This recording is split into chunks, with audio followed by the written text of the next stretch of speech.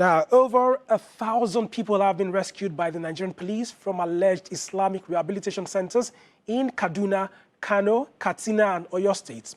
The facilities were allegedly used as correctional facilities, but some of the victims who have lived there for years recounted tales of torture, assault, and sexual abuse. Across Nigeria, stories about abuse in private correctional centers have been emerging. Over the past 6 weeks, Nigerian authorities have raided illegal detention facilities in various states. Over 1,000 young people have been rescued from so-called rehabilitation centers.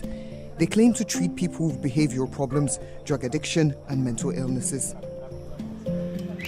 Located in city centers and residential neighborhoods, like this one in President Buhari's hometown, Daura, these facilities are not hidden. Some of the former students say they were often brought out here for Quranic lessons and that many of the neighbors saw them in chains. The first raid back in September was in the northern city of Kaduna. 29-year-old Issa Ibrahim was taken to this so-called Islamic correctional center by relatives hoping to correct poor behavior. He was only there for 2 weeks, but was deeply marked by the experience. It's like living in hellfire. Praying there is hard. Eating is hard. If you are praying, they will beat you. If you are studying, they will beat you. Anything you do, they will beat you. Even if you are sleeping, before they wake you up, they'll use cane to wake you up. He has no happy memories of his time at this facility. This is the first room which I was brought. Rabiu Umar was kept at another similar facility in Daura, Katsina State, before his family came to rescue him. This is where we urinate. You urinate in a gallon. The first day I came here, they give me 30 lashes of introduction and of welcoming.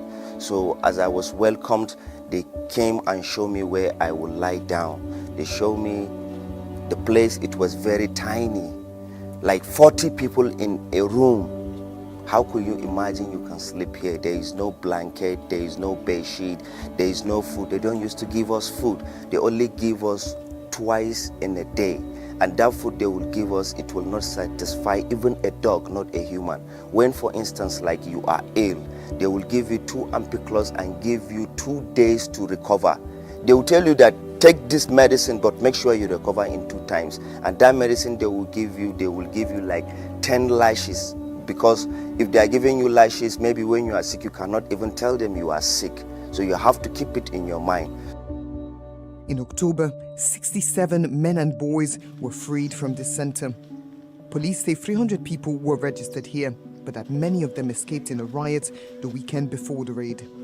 There are many experiences that we experience in this house. The experience of hunger, the experience of deprivation, the experience of inhumanity, the experience of bullying, the experience of molestation, the experience of...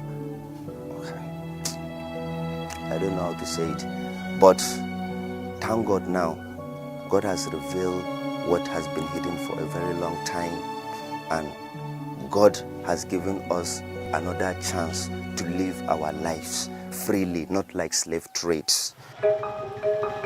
The day after the raid in Daura, another rehabilitation center was uncovered in the nearby town of Katsina. This place has been completely locked down and we're not being allowed inside.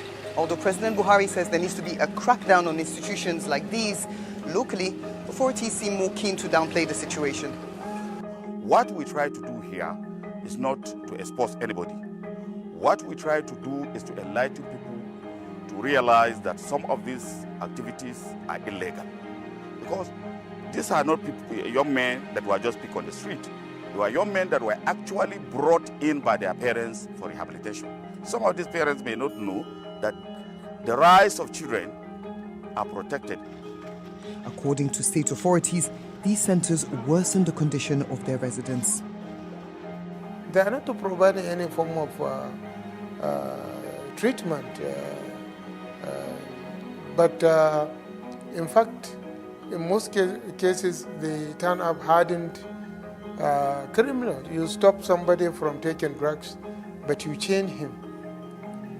You are underfeeding him, you are abusing him. The bottom line is we have to do more in education. Public education is the answer to the cure of all this, massive public education. But what happens to those who are forcefully reintegrated into society? There are programs.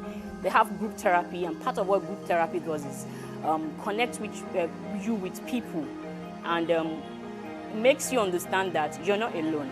Someone else is going through this, and then it makes you have this sense of community, because you see like minds, you see people that have gone through what you're going through, or much worse than what you've been through. Private centres are not the only ones with problems.